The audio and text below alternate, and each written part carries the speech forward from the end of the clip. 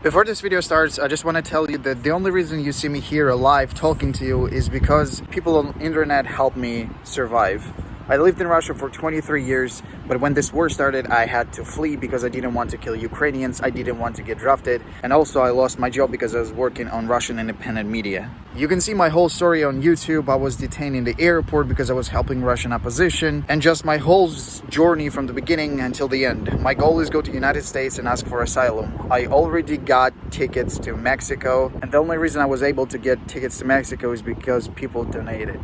I am now currently in a position where I'm absolutely nothing. I'm 24 years old and I have nothing. I am only fully dependent on people's donations. If you're in a position where you can donate, all available links will be in the description. And if you can't, then it's totally okay. By watching this video, you're already helping me. I also have a Discord server where I'm giving update on every single penny that I received. What do Russians use after Visa and MasterCard left Russia? PayPal also left Russia, Cash App, Venmo never worked here, and other money transferring companies also left Russia. What do Russians use? How do they pay for plane tickets? How they buying games on Steam and other platforms?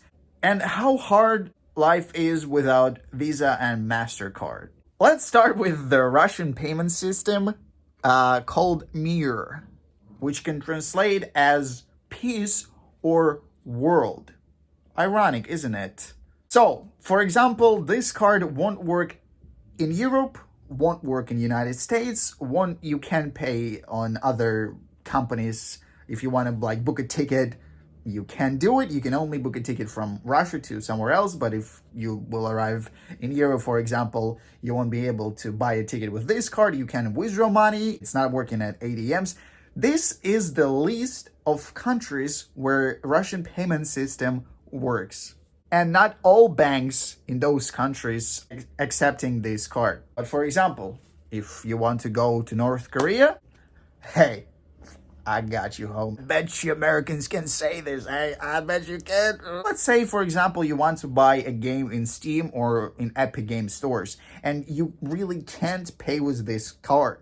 It is not a problem because there is a lot of third-party apps that you're just paying with this card and they somehow transferring. I don't know this whole system, but it's not a problem to buy a game in Steam through some third-party apps. And next thing about tickets to the somewhere in the world, there's also third-party apps that will help you to buy with this. You're just paying your money with this card. They're buying, I guess, with somehow with their cards, or I don't know how this big third party works. But the thing is that you can buy tickets to whatever you want with this card through third party apps. But what if you went somewhere close to Russia? Like, for example, I'm living in Turkey right now and I want to withdraw money. I can't, as I said, use this. But I can use this Chinese payment system, Union Pay. But there is a big commission for withdrawing money. For example, I withdraw like $10 with this, and the commission was $2. So it's a lot. But let's say, for example, if you want to go in Europe, what you need to do, or you wanted to go to some actually normal countries. Well, there's companies in Russia who will open you an actual card like MasterCard or Visa in some different countries. The most popular in Russia is Kazakhstan. So they will open you a card in the bank of that country that you want. There's only some these post-Soviet countries are available. And also Turkey. This is the Turkish bank card that I paid. $200 this card cost me. And there's big commissions on this card. If I want to get money on this card, from this card, I'm just using my app on my phone. I'm going to the bank. I am then paying my money, rubles, to transfer. This is, by the way, USD. There's only USD on this card. So I'm paying rubles.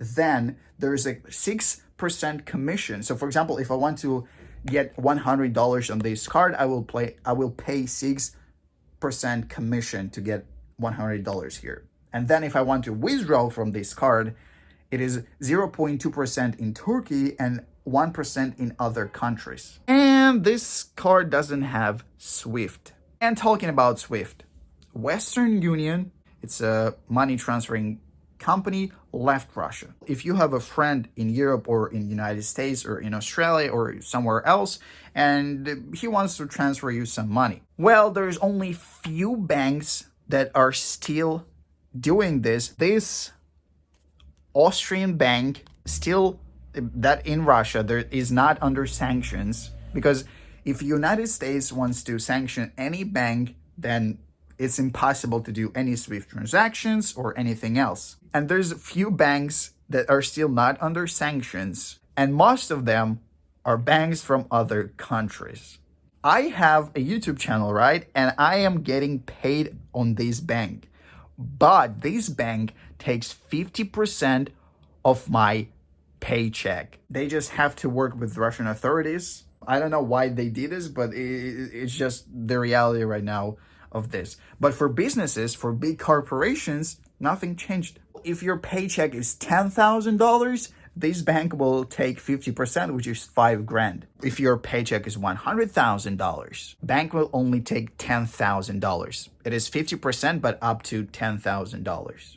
But for big companies, there is literally slight changes. There is still some private banks that work, that can send SWIFT transactions. But for just normal people who wants to go on vacation maybe, or who wants to pay for something, or they want to transfer money to their friends in Russia maybe, or outside of Russia, it's really hard. There is some Russian money transferring companies like Western Union, but they're only mostly operating in Turkey, in some post-Soviet countries, and there's only one Russian money transferring company that can send money to United States. Although I'm not sure that it's possible, but it says in their app that it's possible. There's only one European country where you can send money through Russian money transferring companies. But the biggest catch is crypto.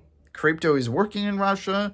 For example, you can just have all your savings in crypto, then go to some country that you want and just withdraw it. There's crypto ATMs.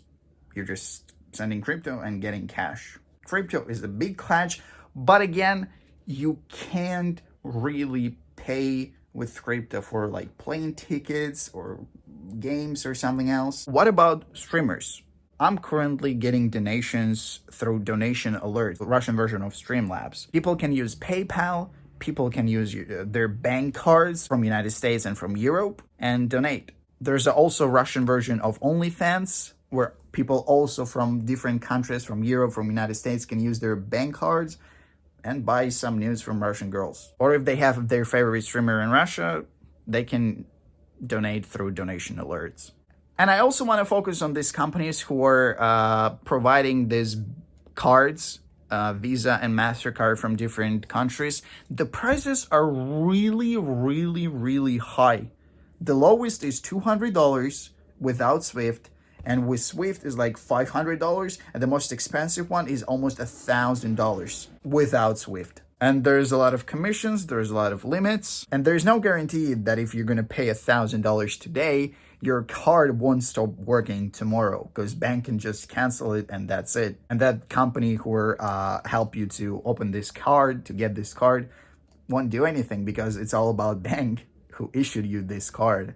So in conclusion, I want to say that it got way harder, but it's still possible to get games, to pay even for PlayStation stuff you want to pay, for Xbox stuff you want to play.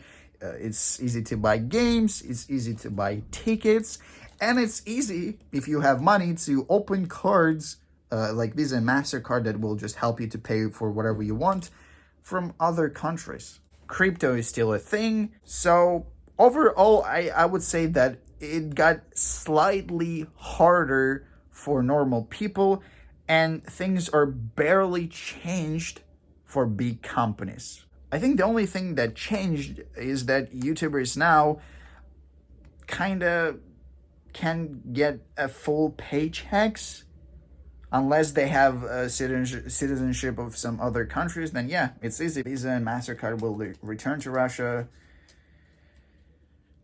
in not soon.